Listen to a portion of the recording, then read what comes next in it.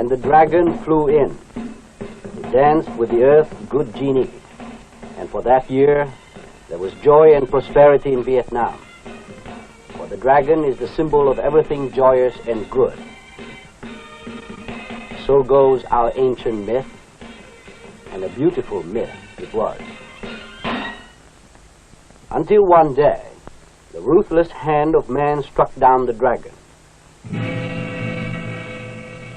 And peace and happiness fled our land.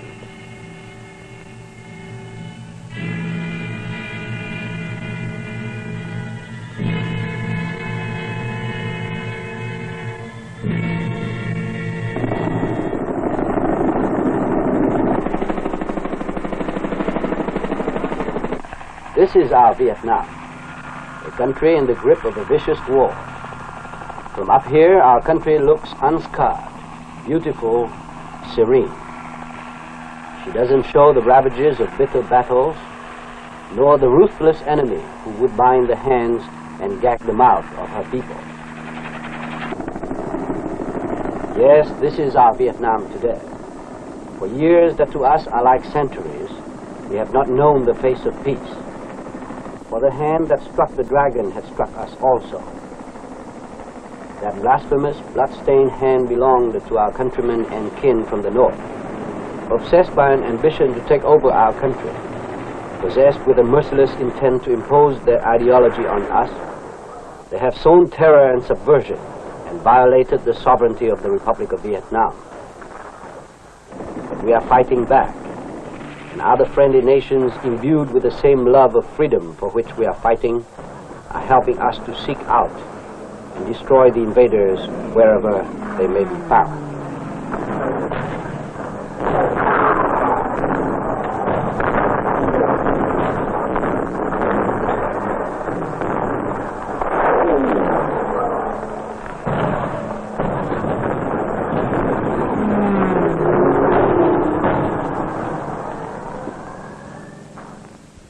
Throughout the ages, freedom has always been more precious to us than life.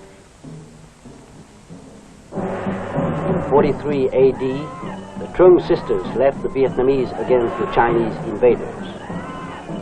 Better die than lose our freedom was their battle cry. And many Vietnamese died, including the heroic sisters.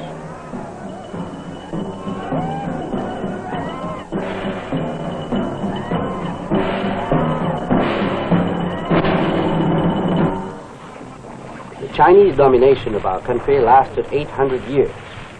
Then Emperor Ngo Quyen ascended the throne. In one furious battle on the Bac Dang River, Ngo Quyen destroyed the mighty Chinese fleet. Vietnam was free again. In 1284, our ancestors again faced subjugation by our ancient foe to the north. Powerful and ruthless Mongol hordes had invaded Vietnam.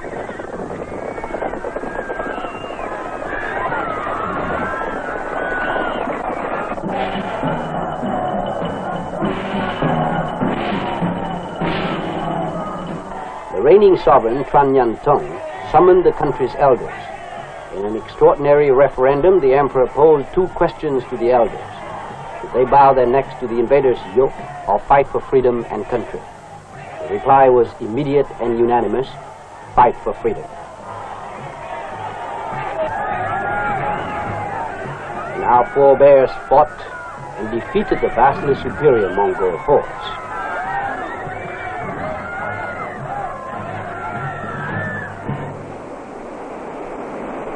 Since then, the centuries have tumbled down the waterfalls of time and flowed on.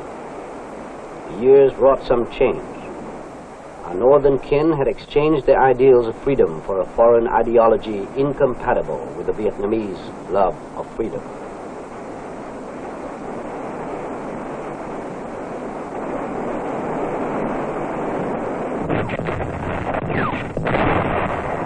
Worse still, they would deprive us of our liberty and right to live along the pattern of freedom for which our ancestors died. They have become a tool of the ancient foe who now seek domination not only of Vietnam, but all Asia as well. They wreak widespread destruction to realize the inordinate ambition of their leaders.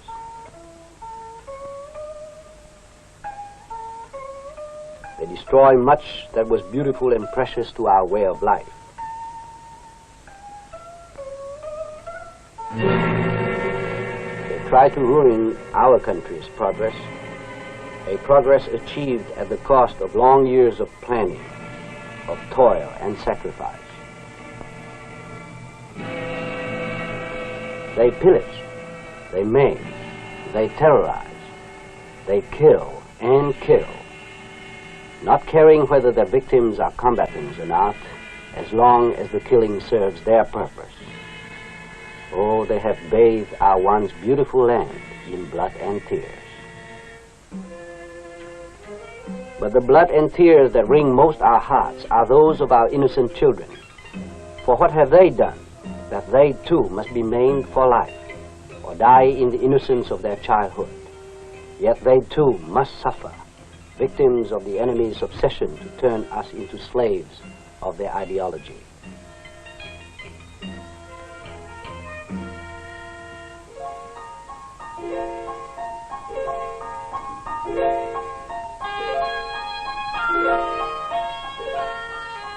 But let not our people weaken in their battle against aggression and terrorism.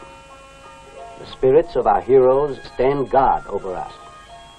From out of the past, they reach out to us with the memories of their unceasing struggles to overthrow oppressors and invaders who would rob them of their liberty. Their struggles had been bitter and long, and many times they had failed. Yet they had fought on until, in the end, they had triumphed.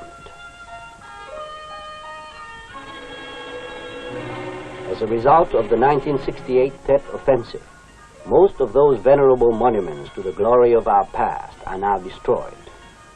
Hue, our ancient capital, rich in the cultural tradition and memories that were our sacred heritage, is today a mass of rubble.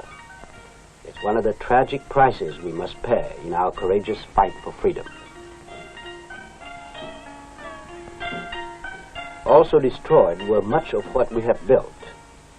Destroyed, too, many beyond hope, were the lives and homes of several 100,000 of our people.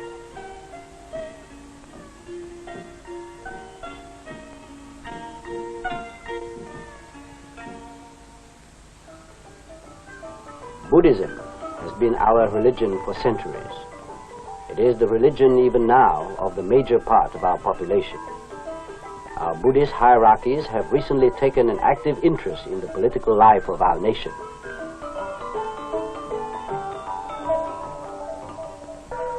Because of its wide spiritual influence on our people, Buddhism is a powerful constructive force in our desperate struggles to build a free, united, and progressive nation.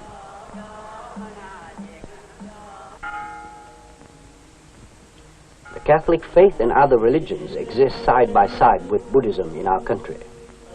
This is only right and proper. For religious freedom and tolerance are two basic marks of a truly enlightened people.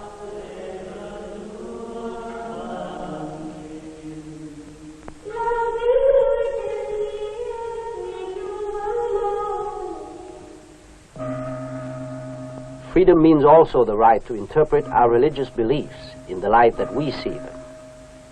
This is true of the Hua sect, which bases its beliefs on Buddhism and local religious concepts.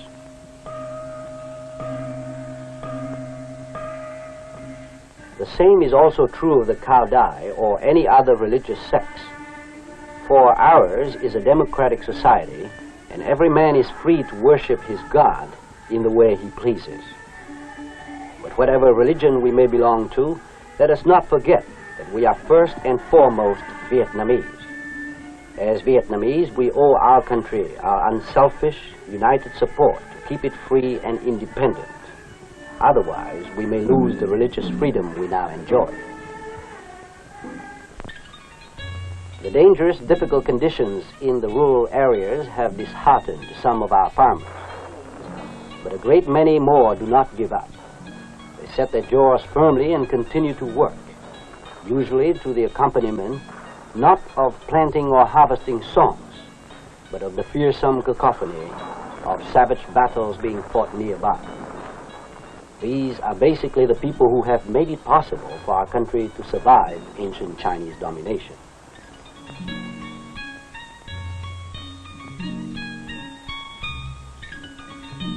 Our farmers have sometimes been referred to as soldiers of the soil. The phrase has assumed for us a meaning that is more than figurative. In these critical times when the vicious foe tries to throttle our economy, the farmer is the soldier who helps nullify the enemy's attempt. Therefore, a farmer who plans his land to fill our people's needs is as worthy as the soldier fighting the enemy in the battlefield.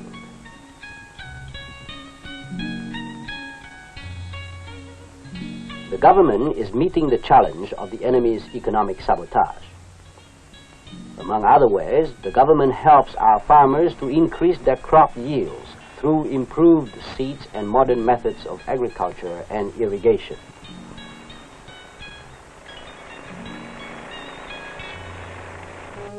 Fighting off the enemy with one hand, the government builds with the other. To help the people achieve a better standard of living, the government trains and assigns revolutionary development groups to hamlets liberated from the enemy. The cadres advise and work with the people in self-help projects that will improve their economic and social conditions. They awaken the villagers' sense of civic responsibility by guiding them in constructive community activities. All self-help and community projects are done on a partnership basis with the government. The government furnishes the materials and technical advice. The people provide the labor.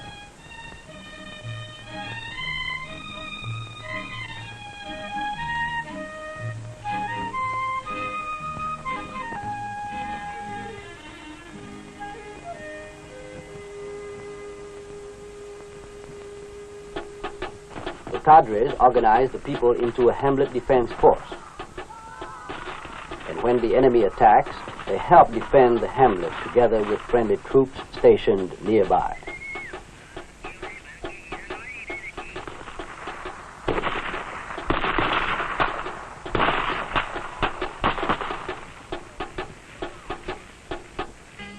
In spite of the raging war, our government has not stopped looking after the welfare and health of our people, for this is one of the many decent attributes of our way of life, that we look on our people not as chattel, but as human beings.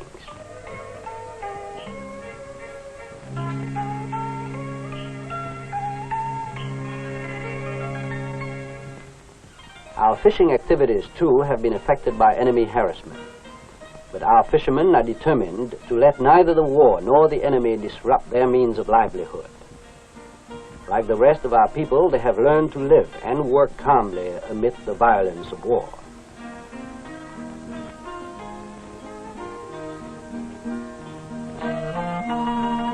The government has also been active.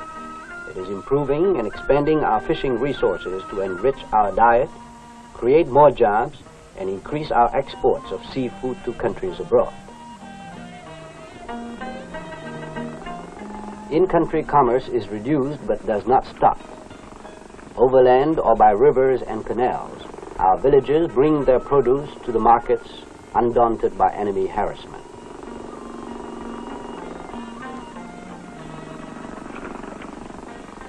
Yes, our domestic commerce moves on, maybe not with the rush of the roaring rapids, but it moves on gently, persistently, like the irresistible, quiet flow of our rivers, twisting bravely here and there to avoid obstacles, but always flowing on.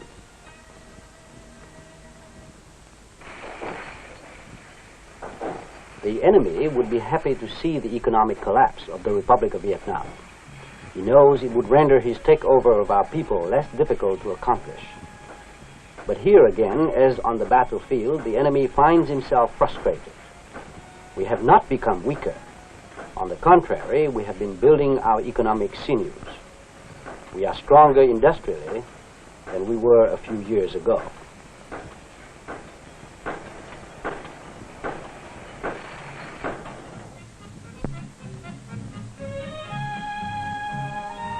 More factories are going to rise in Vietnam as the government continues to create a favorable climate for new industries. This modern factory supplies much of our paper needs. We could expect that this would not be the last paper factory that would be built in Vietnam. More paper factories would do away completely with our present importation of newsprint and other kinds of paper.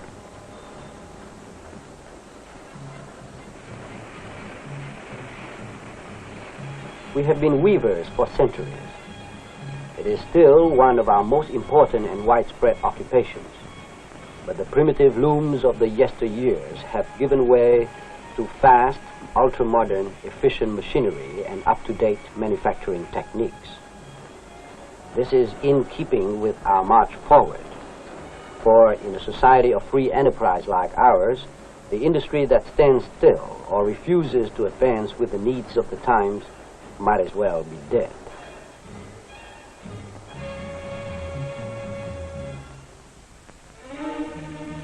Time and again, war's destructive fist crushes to rubble an accomplishment achieved. But this neither discourages nor halts us. Instead, we look at it as a challenge and forge forward.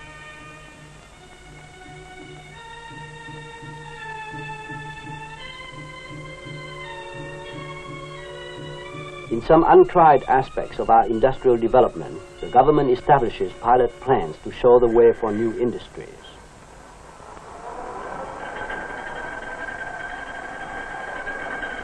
It pioneers in the manufacture of cement, for instance. Business participation is a policy followed by a democratic government in any developing country to open new fields of industrial growth. Government participation, however, is limited to industries which do not compete with private enterprise.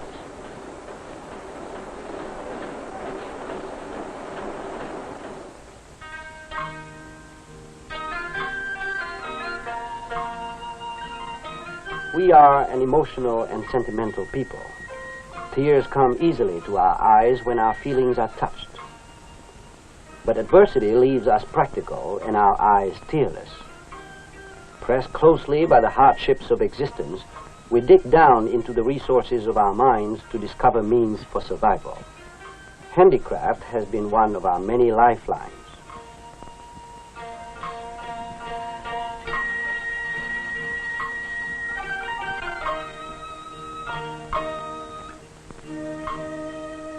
Our history bears us out.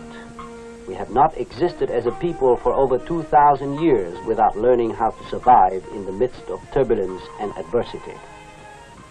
With the Chinese on top of us for half that time, the wonder was that we ever emerged as a people at all.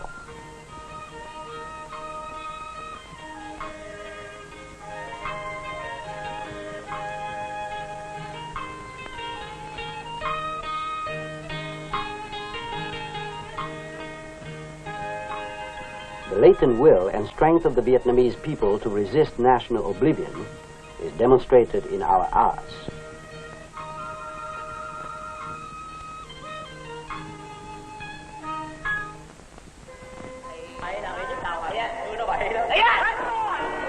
It's also very evident in our drama. Nearly 1,000 years of Chinese domination have failed to submerge the Vietnamese personality. Out of what the Chinese civilization could give, we fashion our own. In the end, we evolved a culture and art distinctively stamped with our own individuality.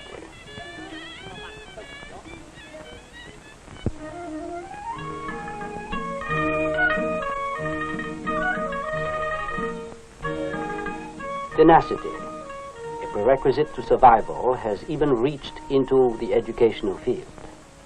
The years of war have not blocked our determination to build and modernize our educational system.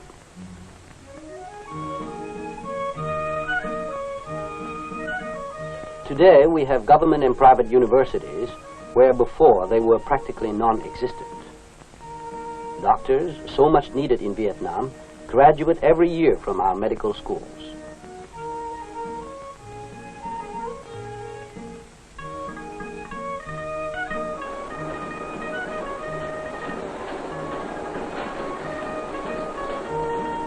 nor has the government neglected vocational training for the youth of the land.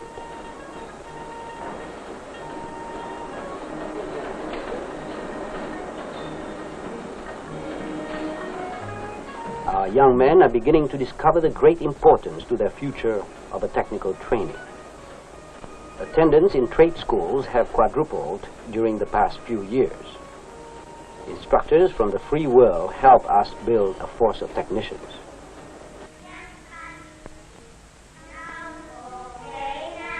Even more gratifying is the progress in elementary education.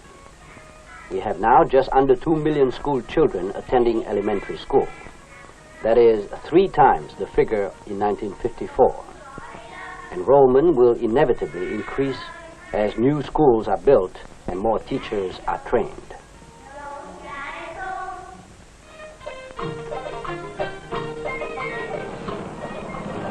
We have recently achieved a giant step in the creation of a representative form of government.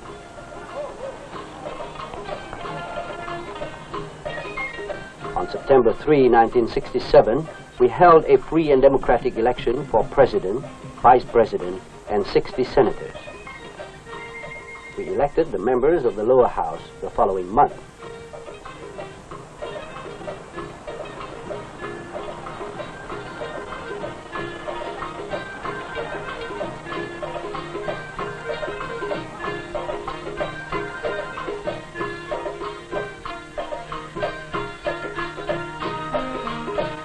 The enemy had always claimed that he represented the Vietnamese people.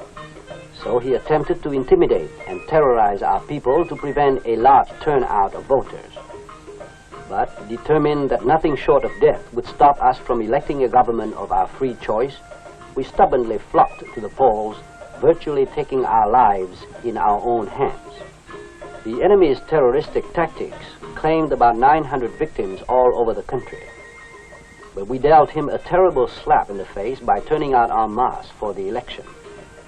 Of that defiance and determination we should always be proud.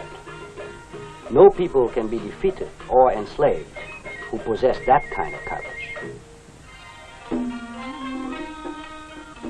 Life goes on. In the highlands, life seems tranquil and aloof. But our mountain people are not deceived. They too love freedom, and the enemy dislikes them for being uncooperative. Also in central Vietnam, along the coast between Phan Thiet and Nha Trang, the Chams live in the centuries-old customs and traditions of their forebears.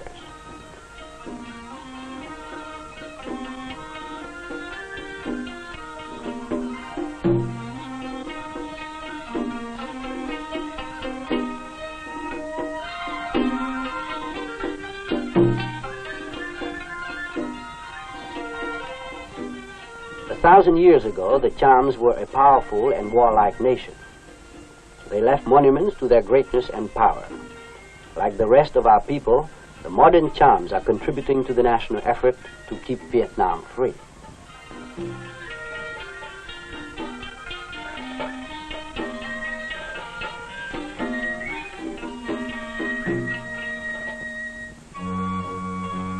This is our Vietnam today.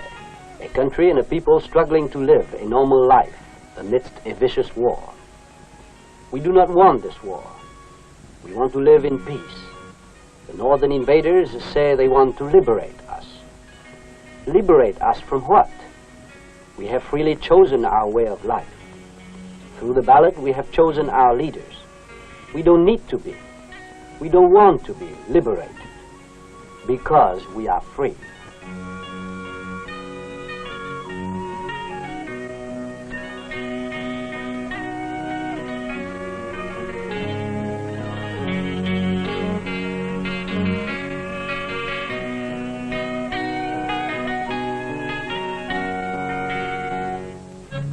We are freer than they in the North could ever dream or hope for, free from autocratic dictation, free to do whatever we desire within the rule of the law, free to go wherever and whenever we wish to go.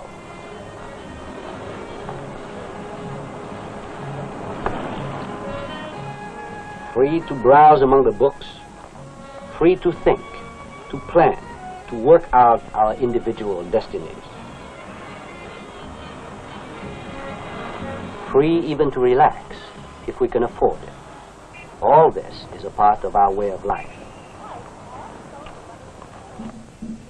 Even the way we mourn and bear our dead to their final resting place is a part of it. We don't want to be saved from it.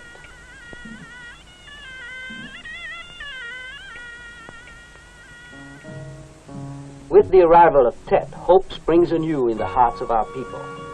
Expectantly, we ask ourselves, could this be the year? For we mark our new year by the rebirth of spring, and spring signals the renewal of nature. The flowering plants burst into happy, vari-colored blossoms. The creatures of the earth, including man, move with newborn vigor. The spring, we hope, would give birth to light and reason in the darkened minds of our northern kin. We want to enjoy a prosperous tomorrow. We would like to savor the sweetness of a life of peace in full. Not the peaceful existence of slaves, but the peace that comes from knowing that we live in freedom.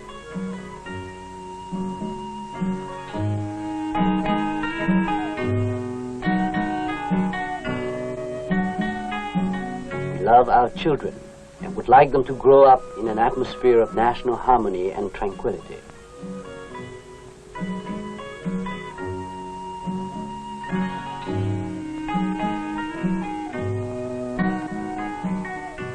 It is true, we pray for peace, and we hope it will come soon. But we won't give up our freedom, never, for the peace of slaves.